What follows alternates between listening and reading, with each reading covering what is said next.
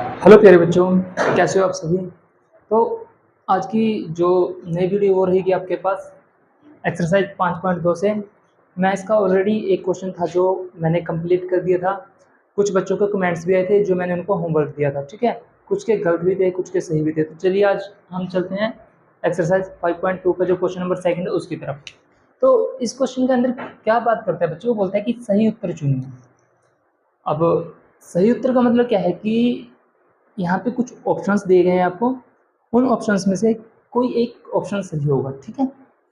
लेकिन और उसका औचित्य दीजिए। औचित्य का मतलब क्या है कि जैसे हम इंग्लिश में बात करते हैं कि रीज़न, आपको उसका रीज़न भी देना पड़ेगा कि जो ऑप्शन सही आएगा वो सही क्यों है, ठीक है।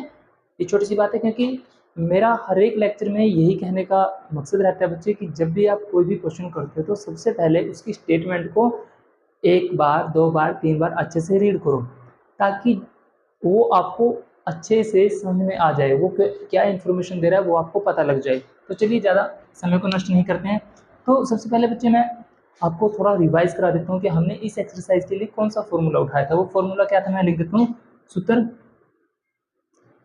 वो था आपके पास A N is equal to A plus N minus one into D. A N equal to A plus N minus one into D. मेरे ख्याल से अब आप सभी बच्चों को पता होगा कि ए एन क्या है, ए क्या है, एन क्या है और डी क्या है, ठीक है ना। बार बार रिवाइज कराने की जरूरत है, लेकिन चलो मैं शॉर्टली थोड़ा करा देता हूँ। ए एन क्या है आपके पास लास्ट टर्म अंतिम पद, ए क्या है प्रथम पद, ठीक है। एन क्या है पदों की संख्या और डी क्या है सर्वांतर मतलब कॉमन डिफरेंस। तो यहाँ से एक आपको ए पी दी गई है 10, 7, 4। तो सबसे पहले मेरे को जिस जिस चीज़ की जरूरत है मैं उसको उठा लेता हूँ। बच्चे मैंने पहले बात की थी फर्स्ट लेक्चर में कि यहाँ पे चार चीज़ें आपके पास, चार चीज़ों मतलब चार लेटर दे रखे हैं, उन लेटर में से तीन की वैल्यू आपको मिलेगी, कोई एक आपको निकालना पड़ेगा, ठीक है। वो पिछले क्वेश्चन में था, लेकिन यहाँ पे सब कुछ आपको ऑलरेडी दिया गया है, ठीक है ना। वही हमें ज्ञात करना है। लेकिन यहाँ पे जो सबसे इंपॉर्टेंट बात है वो क्या है, 30वां पद हमें क्या करना है, फाइंड आउट करना है। तो 30वां पद हम कैसे फाइंड आउट करेंगे वो हम देखते हैं, वही हम सीखते हैं, ठीक है जी। मतलब यहाँ पे हमें एन की वैल्यू भी ऑलरेडी आपको दी गई है। तो करते हैं स्टार्ट। ए का मतलब क्या है प्रथम पद। तो प्रथम पद यहाँ पे जो भी सबसे पहले आपको दिखाई दे दिया जाए वही लिख दीजिए, कुछ भी हो, प्लस में हो माइनस में। तो 10। डी, डी निकालने का सूत्र होता है बच्चे ए टू माइनस ए वन, कि पिछले पद में से आगे वाला माइनस। तो क्या करेंगे हम, सॉरी 7 माइनस 10। तो मैंने आपको सिखाया था कभी भी 7 में से 10 नहीं जा सकते, लेकिन 10 में से 7 जा सकते। तो कितना बचेगा 3। लेकिन किस चीज़ का बचेगा, वो मैथ का रूल है कि जो नंबर आपके पास बड़ा है, ग्रेटर है, उसके आगे जो साइन है वही आंसर में रहेगा। तो ये माइनस है, इसलिए आएगा माइनस का 3।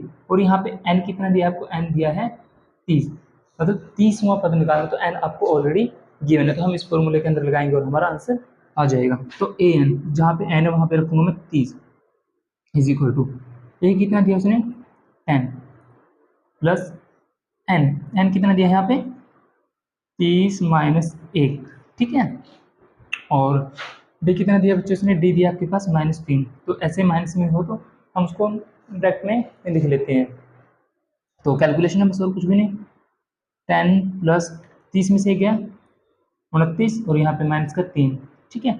कल बच्चे मैंने आपको बहुत अच्छे तरीके से सिखाया था कि हमें ये देखना है कि हमें 10 पहले प्लस करना है 29 में, या फिर 29 की -3 के साथ मल्टीप्लाई करनी है। तो रूल है, वो रूल सीख लीजिए कि सबसे पहले हम यहाँ मल्टीप्लाई करते हैं या फिर डिवाइड करते हैं। जो प्लस है माइनस है वो सबसे लास्ट का काम होगा आपके पास। तो देखिए 10 प्लस माइनस माइनस। अब अगर 29 का टेबल किसी को आता है तो वेल डन, अगर नहीं आता तो हम यहाँ थोड़ा रफ वर्क कर लेंगे, कर सकते हैं। मैथ ये इसी चीज़ का नाम है, हम कर सकते हैं। 3 नोटिए 8 कितना आ गया 87। तो यहाँ पे आ गया 87। दोबारा फिर वही कंसेप्ट आ गया कि 10 में से कभी भी 87 माइनस नहीं किए जा सकते, लेकिन 87 में से 10 गए तो कितना बचेगा 77। लेकिन साइन का ख्याल रखना है। साइन का ख्याल क्या आएगा यहाँ पे कि जो बड़ा है, जो ग्रेटर है, उसके सामने जो साइन है वही साइन आपका आंसर के अंदर रहेगा। तो यहाँ पे आएगा -77। तो देखिए इन चार ऑप्शन में आपको कहीं पे दिखाई देते हो तो 77 वही आपका क्या आएगा सही। तो ये आपका क्या हो चुका है, औचित्य के सहित आपका आंसर आ चुका है। आई होप आपको ये क्वेश्चन समझ में आ गए हो। अब हम सेकंड क्वेश्चन की तरफ चलते हैं। सेकंड क्वेश्चन क्या बोलता है आपके पास? सेकंड क्वेश्चन में बात की गई है, सेकंड क्वेश्चन में बात की है बच्चों उसने, इसके अंदर भी हमें क्या है, एक औचित्य देना पड़ेगा। एक आपके पास स्टेटमेंट दी गई है, उसका हमें औचित्य देना है कि वो जो ऑप्शन दिए हैं इनमें से वो ऑप्शन सही क्यों। ठीक है, तो चलिए स्टार्ट करते हैं। यहाँ पे वही सूत्र A N is equal to A plus N minus one into D. ठीक है, सबसे पहले जो हमारा काम है हम फाइंड आउट करेंगे ए कि प्रथम पद इसके अंदर कितने हैं। तो प्रथम पद दे रखा है -3। तो मैंने जो पिछला क्वेश्चन था उसके अंदर भी यही बात की थी कि जो चाहे प्लस हो चाहे माइनस आप उसको उठा के रख दीजिए, चाहे वो प्लस में हो चाहे माइनस में। डी डी बराबर क्या है बच्चे, a2 माइनस a1 कि पिछले पद में से पहले वाला पद माइनस कर देना है। पिछला कौन सा आपके पास a2 वो है -1/2, ये है माइनस फॉर्मूले का, और जो आएगा दूसरा माइनस आएगा वो है 3 के साथ। तो इसको हम सोल्व कर लेते हैं। -1/2 माइनस माइनस क्या आएगा प्लस।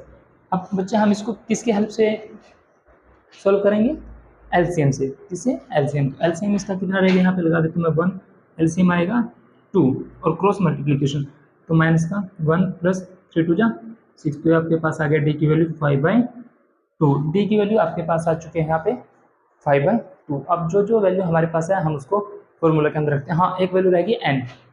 एन कितना दिया है यहाँ पे, एन दिया आपके पास 11। तो मैं यहाँ पे लिख लेता हूँ एन इजक्वल टू 11। तो जो फॉर्मूला उसके अंदर हम वैल्यू पुट कर देते हैं ए एन, मतलब ए एन की जगह 11 इजक्वल टू ए कितना दे रखा है -3 प्लस इसको ब्रैकेट में डाल लेता हूँ और एन है आपके पास 11 माइनस 1 और डी कितना है 5/2। ठीक है, तो यहाँ पे -3 प्लस 11 में से 1 10 और साथ में क्या है 5/2। यहाँ से क्या होगा 5 से सॉरी 2 के टेबल पे 10 कट 5 पे, तो कितना बच जाएगा -3 प्लस 5 25 सॉरी 28 सॉरी 25 5 कितना होता है आपके पास 25 और 25 में से 3 जाएंगे तो कितना बचेगा आपके पास 22। यही आपका ऑप्शन है किसके साथ, औचित्य के साथ। तो यहाँ पे अगर इन 4 ऑप्शन में आपको आपका आंसर दिखाई दे रहा है तो उसको टिक कर दीजिए, वही आपका फाइनल आंसर होगा। तो देखते हैं यहाँ पे जो ऑप्शन बी है वो आपका क्या रहेगा, करेक्ट रहेगा। इसी प्रकार हम बहुत सारे क्वेश्चन करेंगे। अब हम क्वेश्चन थर्ड को देखते हैं कि थर्ड क्वेश्चन है जो वो क्या रहेगा आपके पास। थर्ड क्वेश्चन में बात कर लेते हैं हम।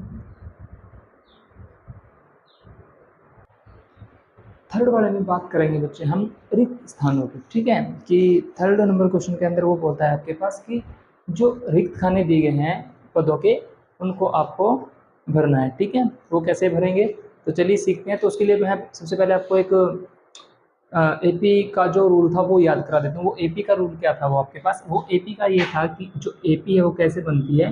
वो एपी बनती है आपके पास, सबसे पहले आता है ए, ठीक है, या A1 A2 A3। ठीक है, इस प्रकार लास्ट में क्या आएगा आपके पास AN।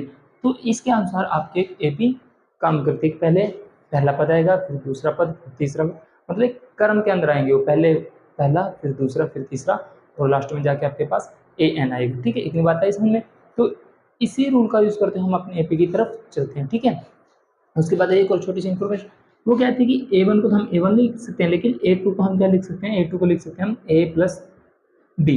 इसका एक कंसेप्ट कराता हूँ कि A2 का हम कैसे याद कर सकते हैं। देखिए यहाँ पे A भी एक है और D भी एक है। ठीक है, तो एक और एक कितना हो गया 2। ये सिर्फ ट्रिक है बच्चे, जैसे चाहो आप वैसे याद कर सकते हो। A3 को कैसे याद कर सकते हो, A का A जमा 2D, मतलब A का A जमा 2D, दो चीज़ें होगी एक ही, तो कितनी होगी टोटल 3 आपके पास थिंग्स हो चुके हैं यहाँ पे। तो इस प्रकार आप पदों को भी याद कर सकते हो। तो यहाँ पे इसी ट्रिक का यूज़ करके हम इस क्वेश्चन को फाइंड आउट करते हैं। तो कैसे करते हैं, यहाँ पे आपके पास मैं लिख लेता हूँ, यहाँ पे नीचे ये दे रखा है आपके पास A1, ये दे रखा है A2 और ये क्या दे रखा है आपके पास A3। ठीक है जी, अब यहाँ पे जो उसने आपको दिया है वो उठा लीजिए और उसके हेल्प से जो पद उसने पूछा आपसे वो निकाल दीजिए। ठीक है, A1 तो मतलब A है, जो A1 या A की बात है वो कितना दिया आपको पास 2। ठीक है जी, सेकंड नहीं दिया लेकिन A3 दिया है, A3 दिया आपके पास 26। ठीक है जी, लेकिन अभी अभी हाँ अभी मैंने आपको सिखाया है कि A3 को हम लिख कैसे सकते हैं। A3 को लिख सकते हैं हम A जमा 2D, कितना लिख सकते हैं A जमा 2D लिख सकते हैं। तो यहाँ पे लिख दीजिए A जमा 2D। हाँ, तो पर वो नंबर में किसके इक्वल है, वो नंबर में इक्वल है 26 के, 26 के बराबर है। जो थर्ड था पद आपके पास A3 था वो किसके बराबर था 26 के, लेकिन हम A3 को लिख क्या सकते हैं A जमा 2D, तो मतलब जो 26 भी आएगा वो किसके बराबर आएगा A जमा 2D के बराबर आया बच्चे समझे। अगर फिर भी प्रॉब्लम हो तो आप कमेंट करके पूछ सकते हो हमसे। तो A जमा 2D किसके बराबर आएगा 26। तो यहाँ पे हमारे लिए जो मेन कंसेप्ट है वो क्या है, देखो A तो हमें दे रखा है, ठीक है। अब जो सेकंड पद है, हम सेकंड पद को लिखते कैसे हैं, सेकंड पद को लिखते हैं हम A2 इक्वल टू A2 मतलब A जमा D। तो भाई जब हमें सेकंड पद को फिल करना है तो फिल कैसे करेंगे, जब A और D होगा आपके पास।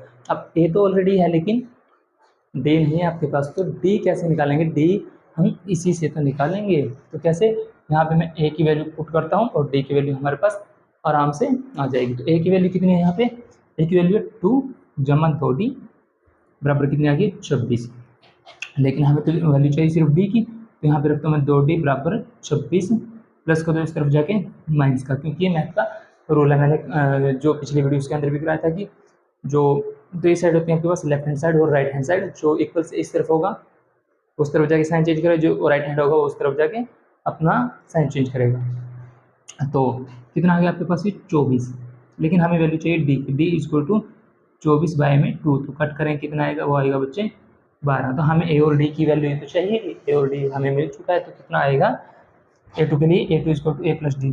तो A कितना है 2, D कितना आ गया 12, तो A2 कितना आ गया आपके पास 14। तो जो बॉक्स था वो हमने फिल कर दिया किसके साथ, 14 के साथ। ऐसी इंटरेस्टिंग क्वेश्चन है जिनको आप बड़े अच्छे तरीके से कर सकते हो। अब सेकंड पार्ट को भी देख लेते हैं हम, सेकंड पार्ट में क्या बोलता है। सेकंड पार्ट भी थर्ड के सेकंड में भी कुछ ऐसी बात करेगा वो कि, क्योंकि मैंने ऊपर लिखा हुआ है रिक्त खानों के पदों को व्यक्त कीजिए, तो तीसरे का जो सेकंड पार्ट है वो भी है, लेकिन यहाँ पे जो इसकी स्टेटमेंट है उसको देखते हुए मेरे को कुछ याद आया है। वो याद था क्या कि वैसे तो कहावत है कि ना 9 में ना 13 में, ठीक है, लेकिन यहाँ 9 नहीं है, इस 13 में देखो मेरे को एक कहावत याद आ गई है, ना 9 में ना 13 में, मतलब एक क्वेश्चन ना 9 में है ना ही 13 में है, लेकिन है किसी में, यह है हमारे मैथ में, ठीक है, ना 9 में ना 13 में एक क्वेश्चन हमारे मैथ के अंदर। तो चलिए ज़्यादा टाइम को वेस्ट नहीं करते और चलते हैं क्वेश्चन की तरफ।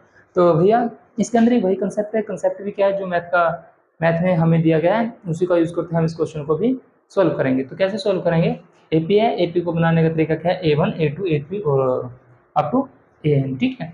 जो A2 हम उसको लिख सकते हैं A जमा 2D, A3 है उसको हम क्या लिख सकते हैं A जमा 2D। अगर कोई बच्चा बोलता है कि सर अगर मेरे पास A50 आ जाए तब मैं उसको कैसे फाइंड आउट करूँगा, है ना। तो बोलता है कि बच्चा कि अगर A50 आ जाए तो सर हम उसको कैसे राइट कर सकते हैं। तो बच्चे कुछ भी नहीं, A का A प्लस में जितने बचते होते हैं वो डाल दीजिए, तो क्या आ जाएगा A जमा 49B, बिल्कुल आसान। ऐसे हम A100 को भी कैसे लिख सकते हैं A जमा 99B, बिल्कुल छोटे छोटे से कंसेप्ट है। और ये चैप्टर इतना इंपॉर्टेंट है आपके लिए, इतना इंपॉर्टेंट है क्योंकि कम से कम 5 से 6 नंबर का क्वेश्चन यहाँ से आपके पास आने की उम्मीद रहती है आपके एग्जाम के अंदर, ठीक है। और मैं बहुत ही आराम से करा रहा हूँ कि बच्चों को किसी भी क्वेश्चन के अंदर कोई भी प्रॉब्लम ना आए। तो चलिए करते हैं क्वेश्चन को स्टार्ट। यहाँ पे देखिए भैया सबसे पहले तो क्या है, जो फर्स्ट बॉक्स था भैया आपका ब्लैंक है, तो ए की वैल्यू तो आपके पास नहीं आएगी। तो चलिए करते हैं फाइंड कैसे भी। तो भैया मैं इसके नीचे लिख देता हूँ A1, ये तो हमारा है प्रथम पद। ये वाला कौन सा है A2, ये वाला कौन सा है A3, और जो ये है वो कौन सा है A4। मतलब यहाँ पे टोटल 4 पद आपके पास दिए गए हैं, ठीक है। अब हम कैसे निकाल सकते हैं, देखो जो निकालना है मैं सबसे पहले उनको ही लिख देता हूँ। कौन कौन से निकालना है हमारे पास, यहाँ पे हमें निकालना है A1, एक तो चाहिएगा हमें A1 को तो हम ऐसे ही लिख सकते हैं। दूसरा हमें चाहिएगा A3, लेकिन A3 को हम लिखेंगे कैसे भाई A जमा 2D, यही हमें फाइंड आउट करना है। अब यहाँ पे देखो ना तो हमारे पास A की वैल्यू है ना ही D की वैल्यू है, तो हमें सबसे पहले इसी को फाइंड आउट करना पड़ेगा। तो देखिए कैसे करेंगे, हाँ जो हमें गिवन है हम उसको उठाएंगे और उसी से कुछ ऐसा निकालेंगे जहाँ से मेरे को A की वैल्यू मिल जाए और D की वैल्यू भी मिल जाए, ठीक है। तो A2 है भाई, वो कितना दे रखा है 13, बहुत अच्छी बात। और वहीं पे जो A4 है वो कितना दिया उसने, वो दिया है 3, लेकिन मेरे को पता है A2 को मैं लिख कैसे सकता हूँ A जमा D बराबर कितना हो गया है 13, मैं इसको मान लेता हूँ समीकरण नंबर 1। उसके बाद A4 है, A4 को मैं कैसे लिख सकता हूँ A जमा 3D बराबर 3, इसको मान लेता हूँ मैं समीकरण नंबर 2। तो ऐसा करते हैं, मैं यहाँ पे लिखता हूँ कि समीकरण एक, ऐसे लिख लेता हूँ, 2 में से एक को घटाने पर। ठीक है, ये भाई आपको अगर कुछ याद आया तो ये जो तीसरा चैप्टर आपके पास जिसमें हमारे पास कुछ फॉर्मूलाज थे, प्रतिस्थापन विधि थी, प्रतिलोपन विधि थी, ठीक है, वहीं से अब उसी विधि का प्रयोग अब हम इन क्वेश्चंस के अंदर करेंगे। तो मैथ हो ये भाई पिछले चैप्टर से भी कुछ ना कुछ आता जाएगा, तो अब इसके अंदर हम विधियों का यूज करेंगे, कभी प्रतिस्थापन कभी विलोपन, ठीक है ना। तो उनका यूज कर करके हम इनको करेंगे। तो समीकरण 2 में से एक को घटाने पर मैं लिख देता हूँ a जमा 3d बराबर कितना है 3, और यहाँ पे a जमा d बराबर 13। ठीक है, ये हो गया समीकरण, दोनों लिख लिए। लेकिन यहाँ पे हम कैसे कट करेंगे, तो ओवरऑल क्या बोलता है कि जितने भी आपके पास, ठीक है, जितने भी आपके पास लेटर दे रखे हैं उनको सेम कर लीजिए, किन्हीं दो को, सॉरी किन्हीं एक को। तो यहाँ पे मेरा ऑलरेडी पहली ए है जो वो सेम है, तो लेकिन यहाँ पे साइन चेंज करने पड़ेंगे, माइनस सॉरी प्लस का माइनस माइनस और यहाँ पे माइनस, तो ए से ए कैंसिल आउट, यहाँ पे 3d में से 1d गया तो कितना बचेगा 2d बराबर, यहाँ से देखो 3 में से 13 नहीं जा सकते, लेकिन 13 में से 3 गए तो कितना बचेगा माइनस का 10। तो हमें डी की वैल्यू निकालनी है, तो डी की वैल्यू कितनी आएगी, डी की वैल्यू आएगी -10/2। तो कट करें कितना आएगा माइनस का 5, कितना आएगा जी माइनस का 5। आपके पास यहाँ पे डी की वैल्यू आ जाएगी। तो चलिए हमारे पास डी की वैल्यू तो आ गई है, लेकिन हमें किसकी चीज़ की वैल्यू निकालनी है, हमें निकालनी है यहाँ पे ए की वैल्यू को और निकालना पड़ेगा। तो ए की वैल्यू निकाल लेते हैं। ए की वैल्यू कैसे निकलती है, यहाँ से ए की वैल्यू को हम किसी इक्वेशन के अंदर डालेंगे इसको, डी की वैल्यू को, और हमारे पास ए की वैल्यू आ जाएगी। मैं यहाँ रखता हूँ कि डी का मान समीकरण 1 में रखने पर, ठीक है, जो समीकरण 1 है उसका मान सॉरी डी का मान है जो, उसको समीकरण 1 में रखने पर, समीकरण 1 कौन सी है, ये वाली ए जमा डी। तो डी की जगह मैं रख लेता हूँ, डी का मान कितना है, डी का मान है माइनस का 5 बराबर कितनी दे रखी है उसने, वो दी है 13। तो a प्लस माइनस माइनस का 5 बराबर कितना आ गया 13। तो a बराबर माइनस का 5 उस तरफ जाके 13 जमा 5 कितना हो गया 18। तो बच्चे हमारे पास a की वैल्यू भी आ चुकी है, d की वैल्यू भी आ चुकी है, बस और कुछ भी काम नहीं है, क्योंकि जो AP है, AP टोटल डिपेंडेंट किसके ऊपर, आपके पास प्रथम पद और सारवान पर। इसके अलावा ज़्यादा कोई मुश्किल काम नहीं, ठीक है। सबसे ज़्यादा जरूरी होती है आपके पास कि प्रथम पद हो और सारवांतर हो, वही दोनों चीज़ें हमें यहाँ पे मिल चुकी हैं। तो अब जो भी उसने चाहे वो 50वां पद पूछे, चाहे 60वां पूछे, 77वां पद पूछे, 100वां पद पूछे, कोई सा भी पद पूछते हैं हम उसको बिल्कुल आसानी से निकाल सकते हैं। तो ठीक है, हमें सबसे पहले ए चाहिए, तो ए हमारे पास जो पहला बॉक्स है वो कितना आ गया 18। ठीक है बच्चे, अब हमें चाहिए A3। तो A3 कैसे लिख सकता हूँ मैं, A3 इक्वल टू A जमा 2D। तो ए कितना है आपके पास 18 जमा 2, डी की वैल्यू कितनी आई थी, डी की वैल्यू आई थी आपके पास माइनस का 5। तो 18 प्लस माइनस माइनस 5 दूनी 10, तो 18 में से 10 गए तो कितना बचेगा 8। तो जो थर्ड पद है वो भी आपके पास कितना आ गया है 8 आ गया है। तो आई होप आपको क्वेश्चन समझ में आ गया होगा, लेकिन अगर किसी बच्चे को फिर भी क्वेश्चन समझ में आया तो वीडियो को पॉज करके 1 बार 2 बार 3 बार आप इसको वॉच कीजिए, आपको अच्छे से समझ में आ जाएगा। फिर भी नहीं आए तो डायरेक्ट हमसे कमेंट करके आप अपनी प्रॉब्लम को हमें दे सकते हो, ठीक है। अब हम करते हैं थर्ड पार्ट। जो थर्ड पार्ट है वो भी कॉपी पेस्ट इसी का है, सिर्फ उसमें थोड़ा सा अंतर क्या है कि किसी में पहला पद पूछ लेता है, किसी में दूसरा, किसी में तीसरा। तो ऐसे थर्ड पार्ट है इसका, तो देखते हैं थर्ड पद में क्या करता है वो। तो ये है आपके सामने जो थर्ड क्वेश्चन है उसका थर्ड पार्ट। इसमें भैया वही है कि कुछ रिक्त पद दे रखे हैं आपके पास, उनको ही आपने फिल करना है। लेकिन अब हम ज़्यादा टाइम नहीं लगाएं, हम कंसेप्ट टू कंसेप्ट बात करें, क्योंकि मैंने दो पार्ट थे पिछले में अच्छे से आपको सब डिटेल दे चुका हूँ मैं कि क्या करना है क्या नहीं। लेकिन अगर बीच में जरूरत पड़ेगी तो मैं फिर भी देता रहूँगा आपके पास। तो यहाँ पे देखिए सबसे पहले आपको दिया क्या है, यहाँ पे इसको लिख देता हूँ मैं A1, ये दे रखा है आपके पास A2, ये दे रखा है आपके पास A3, और ये क्या दे रखा है बच्चे, ये दे रखा है A4। ठीक है, इसमें क्या है देखो, आपको ये जरूरी नहीं है कि आपको लिखना ही पड़ेगा, कोई जरूरी नहीं है, लेकिन ये क्या है बच्चे, ये बच्चों के लिए बहुत ही एक अच्छा वे है, ठीक है ना, क्या है एक अच्छा वे है। कुछ बच्चे ऐसे होते हैं वो भूल जाते हैं, उनके दिमाग से निकल जाता है कि क्या था क्या नहीं, कौन सा पद था, कौन सी टर्म थी, कुछ याद नहीं रहता। तो मैं सभी बच्चों को यही एक हिंट देता हूँ कि इनको ऐसे लिख लीजिए, क्या जोर लगेगा हमारा, चाहे कुछ भी हो, कोई टीचर गलत थोड़ी ना करे इसको, टीचर गलत ही नहीं करेगा क्योंकि भांति पदों की चल रही है, टर्म्स की चल रही है, तो क्यों गलत करेगा। तो आप भी मेरे तरह लिख सकते हो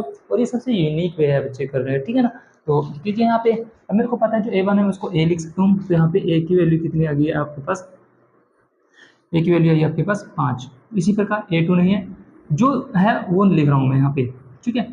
A4 कितना दिया उसने 9 1/2। तो लेकिन मैं A4 को लिख क्या सकता हूँ A + 3D बराबर, मैं इसको सोल्व करता हूँ, मिक्स्ड फ्रैक्शन है, इसको सिंपल फ्रैक्शन में 9 2 18 19/2 ये चीज़ दे रखी है, ठीक है। अब A दे रखा है तो बच्चे यहाँ पे याद कीजिएगा जो फर्स्ट पार्ट था, ठीक है। जो फर्स्ट पार्ट था उसके अंदर हमें A दिया था, तो हमने उसकी हेल्प से D फाइंड आउट कर लिया। तो यहाँ पे देखो A दे रखा है, तो हम यहाँ पे एक D को फाइंड आउट कर लेते हैं। तो A कितना दिया है 5 जमा 3D बराबर 19/2।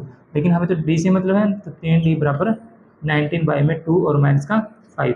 यहाँ पे एलसीएम लेंगे कितना आएगा 2, और फिर क्रॉस मल्टीप्लिकेशन 19 - 5 2 जा 10, तो कितना आएगा, ये आएगा 9/2। तो आपके पास जो D की वैल्यू D है जो वो नहीं आया, सॉरी 3D, तो ये कितना आ गया आपके पास कि 3D = 9/2। लेकिन हमें तो वैल्यू चाहिए D की, तो D यहीं रहेगा 9/2। ये मल्टीप्लाई में इस तरफ जाके डिवाइड में, तो 3 3 जा 9, तो D की वैल्यू आपके पास आ गई है 3/2। बस काम खत्म। A मिल गया, प्रथम पद मिल गया, D मिल गया, कॉमन डिफरेंस मिल गया। तो जो उसने पूछा है वो निकाल देते हैं तुरंत, क्योंकि क्वेश्चन कुछ भयंकर भी था। क्वेश्चन भयंकर क्यों था, क्योंकि यहाँ पे मिक्स्ड फ्रैक्शन थी, बाकी कुछ भी मुश्किल नहीं है, इसलिए भयंकर था क्योंकि यहाँ पे मिक्स्ड फ्रैक्शन थी। लेकिन भयंकर है तो हम भी इससे हटके हैं कुछ, तो क्या हो जाएगा, हाँ, क्योंकि हम उसको वो वाला भयंकर नहीं है, हम इससे ऊपर कैसे हैं, क्योंकि हम इसको सॉल्व कर लेंगे। तो भयंकर कह रहा वो बिल्कुल आसान हो गया। तो A2 निकालना है, तो A2 लिख कैसे सकते हैं बच्चे, हम A2 लिख सकते हैं A जमा D। तो A जमा D, A दे रखा है 5 जमा D कितना दिया आपके पास, D दिया है 3/2। तो यहाँ पे एलसीएम लेंगे तो कितना आ जाएगा 2, क्रॉस मल्टीप्लिकेशन 10 + 3, तो आपके पास आ गया 13/2। तो जो यहाँ पे आएगा 13/2। ऐसी थर्ड पद को मैं लिख सकता हूँ A जमा 2D। तो A कितना है 5 + 2, D कितना है 3/2, 2 से 2 कट, तो 5 + 3 तो आ गया आपके पास 8। तो ये आएगी वैल्यू आपके पास 8। बस यही था, कुछ भी नहीं था मुश्किल। अब ऐसे ही हम आपको फोर्थ पार्ट करना है। फोर्थ पार्ट के अंदर भी जो वैल्यूज दे रखी है उनको पहले पहचानिए कि क्या दे रखा है और हमें क्या निकालना है। तो फोर्थ पार्ट भी क्या है बच्चे, फोर्थ पार्ट में कुछ नहीं, वही जो रिक्त पद हैं उन्हीं को फिल करना है। तब तो मेरे ख्याल से बच्चे आपको आ जाना चाहिए था, ठीक है ना, क्योंकि बेहद ही आसान क्वेश्चन है आपके पास। एक भी क्वेश्चन ऐसा नहीं जो आप नहीं कर सकते। देखो कहते हैं ना, कोशिश करने वालों की हार नहीं होती। हम भी प्रैक्टिस करके सीखते हैं, कोई ऐसा नहीं है कि कोई जादू था या कुछ नहीं, प्रैक्टिस है।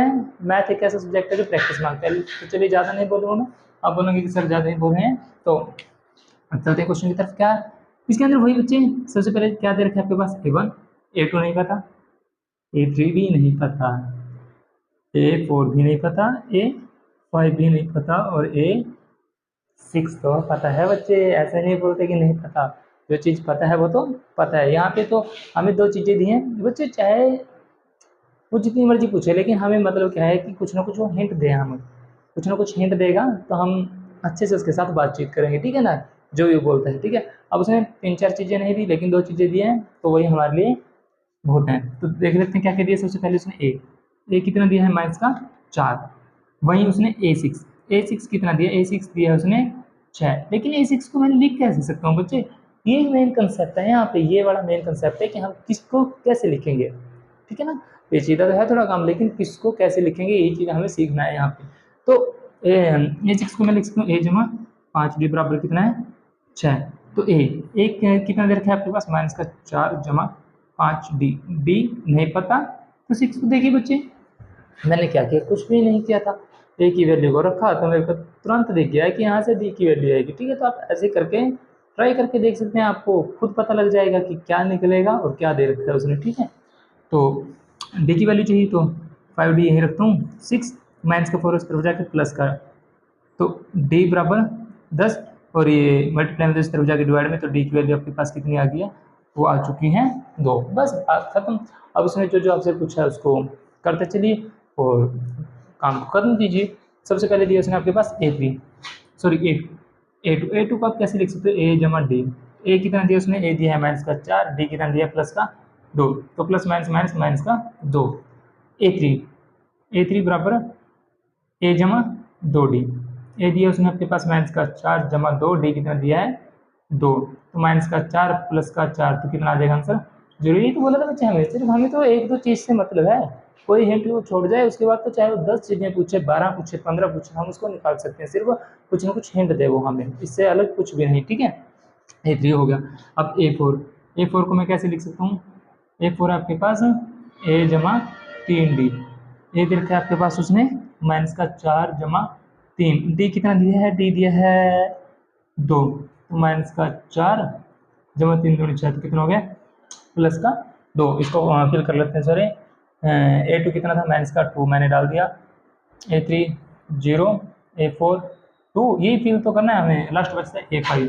तो ए5 को कैसे लिख सकते हैं, ए जमा 4 डी, तो ए का माइनस का 4 प्लस 4, डी कितना है डी 2, तो माइनस 4 4 दूनी 8, तो कितना आ जाएगा प्लस का 4। बात खत्म। सिर्फ ये छोटी छोटी बातें हैं, लेकिन उन बातों में भी आपको क्या फाइंड आउट करना है, ये आपको सीखना पड़ेगा कि उसने क्या आपसे पूछा है क्या नहीं। तो चलिए, ये था आपका 4th पार्ट। अब चलते हैं 5th। वैसे मेरा जो 5th पार्ट है वो आपके लिए होमवर्क के लिए छोड़ देता हूँ मैं। चलो, कल मैंने आपको होमवर्क दिया था, आज मैं 5th पार्ट भी इसका करा देता हूँ। कभी कोई बच्चा बोले कि मुश्किल था जी, हुआ नहीं, तो इसलिए 5th पार्ट भी करा रहा हूँ यहाँ पे। तो कॉपी पेन उठाइए और उसको भी मेरे साथ साथ करते चलिए। हाँ, तो कॉपी पेन निकाल लीजिए। वाह वाह, एक बच्चे का कमेंट भी आ गया कि सर होमवर्क के लिए छोड़ दीजिए। वाह, ऐसे ही बच्चे तो हमें चाहिए कि जो खुद बोलें कि सर हमारा हो जाएगा, लेकिन भैया जो दूसरे हैं उनको भी तो कराना पड़ेगा। चलो, अच्छी बात है। उस बच्चे को थैंक यू जिसका कमेंट आया कि सर हो जाएगा। तो चलिए, जिन बच्चों के लिए नहीं होगा तो कर लेते हैं दोबारा फटाफट जल्दी से। तो बोलिए क्या दे रखा है क्या नहीं। सबसे पहले इसमें आपको, ये आपके पास A1, ये है A2। अब बिल्कुल फास्ट क्योंकि अब हाई कुछ नहीं है, पूरा क्वेश्चन तो करा दिया, इसके अंदर तो कुछ भी नहीं है, जो दे रखा है उसको उठाइए, जो नहीं दिया उसको फाइंड आउट कीजिए। A3 ये भी नहीं है, A4 ये भी नहीं है, A5 ये भी नहीं है, लेकिन भैया A6 तो है, ऐसे नहीं बोलते। तो अब यहाँ पे बच्चे कुछ भी नहीं है, तो कैसे करेंगे, जो उसने दिया है वो उठा लीजिए। तो यहाँ पे दे रखा है A2 कितना दिया है 38। उसके बाद दिया A6 कितना दिया उसने माइनस का 22, लेकिन हम इसको कैसे लिख सकते हैं, A2 को लिख सकते हैं हम A जमा डी बराबर कितना दिया है 38।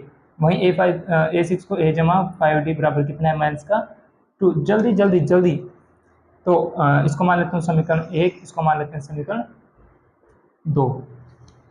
तो मैं वही बात लिखते हैं यहाँ पे कि समीकरण 2 में से एक को घटाने पर समीकरण, या फिर ऐसे लिखते हैं समीकरण 1 व 2 से क्या आएगा, मैं लिख देता हूँ यहाँ A जमा 5D बराबर माइनस का 22। इसके नीचे लिख देता हूँ A जमा D बराबर 38। बच्चे मैंने आपको कराया था कि अब यहाँ हम विलोपन प्रतिस्थापन विधि जो भी विधि है उसका यूज़ करेंगे और हमारा आंसर आ जाएगा। तो यहाँ पे हम साइन अपोजिट करते हैं, माइनस माइनस, और यहाँ पे माइनस A से A कट, तो 5D में से 1D गया तो कितना आएगा 4D बराबर, अब माइनस माइनस हो चुका है प्लस, लेकिन साइन फिर भी माइनस करेगा, 8 2 10, 1 5 और 1 6, ये आ गया आपके पास 60। तो माइनस का हमें D की वैल्यू चाहिए, तो D इक्वल टू -60 में 4, तो 4 पे कट करें 4 और 4 15 चौके 60 होता है, तो D की वैल्यू कितनी होगी आपके पास माइनस का 15। यहाँ से आ चुकी है आपके पास D की वैल्यू कितनी है, माइनस का 15। अब इस D की वैल्यू का मान हम किसी भी समीकरण में रखेंगे, चाहे 1 हो चाहे 2 हो, और वहाँ से हमें मिल जाएगी A की वैल्यू। तो मैं यहाँ पे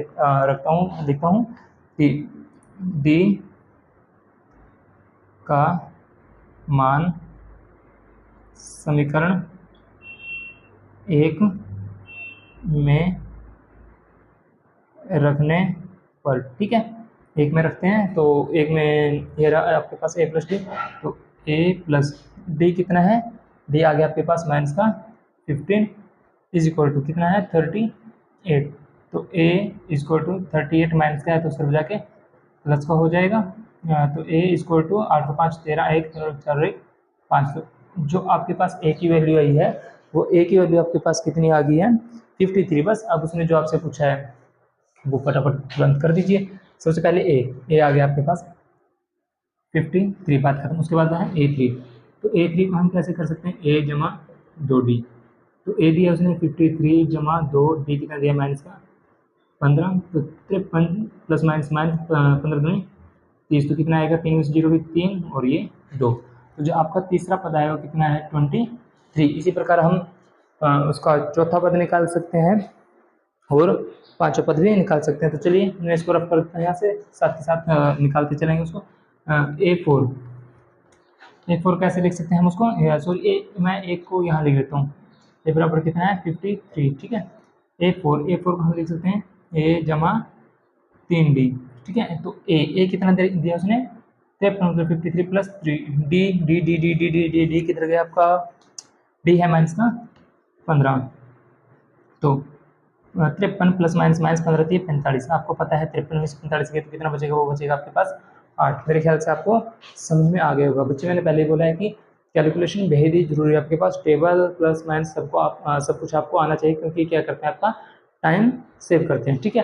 क्योंकि पेपर में आपके पास मैक्सिमम 2.5 घंटे या 3 घंटे मिलेंगे, इससे कुछ भी नहीं मिलेगा आपको वहाँ पे समय, तो कैलकुलेशन को फास्ट कीजिएगा ज़रा। तो ये आ गया आपके पास 8, तो लास्ट पद बचता है आपके पास पांचों पद। तो पांचों पद क्या रहेगा आपके पास, पांचों पद को मैं क्या लिख सकता हूँ A जमा 4D, तो ए कितना है 53 जमा 4D की वैल्यू है माइनस का 15, तो 53 प्लस माइनस माइनस 15 चौके 60, तो कितना आ जाएगा माइनस का 7। तो लास्ट की जो वैल्यू थी, पांचवी वैल्यू थी, वो आपके पास कितनी आ गई है माइनस का 7 आ गई है। तो आई होप आपको ये क्वेश्चन बिल्कुल अच्छे से समझ में आ गया होगा। तो मैं हर वीडियो के अंदर बोलता हूँ, हर लेक्चर के अंदर बोलता हूँ कि डरने की क्या बात है, जब एक कोचिंग आपके साथ है, ये भी कोचिंग के साथ बने रहिए, तो हर समस्या का हल चुटकी में मिनटों में निकल जाएगा आपके पास। तो वीडियो को अच्छे से वॉच कर लेना, जो जिस क्वेश्चन में आपको डाउट मिले उस क्वेश्चन को दोबारा हमारे पास रिपीट कर देना, हम उसको आप तक दोबारा सॉल्व करके भेजेंगे, ठीक है। जब तक नेक्स्ट वीडियो आती है तब तक बने रहे कोचिंग क्लासेस के साथ, और वीडियो अच्छी लगी तो लाइक कमेंट और दोस्तों संग शेयर भी कर दीजिएगा। चलिए मिलते हैं नेक्स्ट वीडियो में, तब तक के लिए थैंक यू।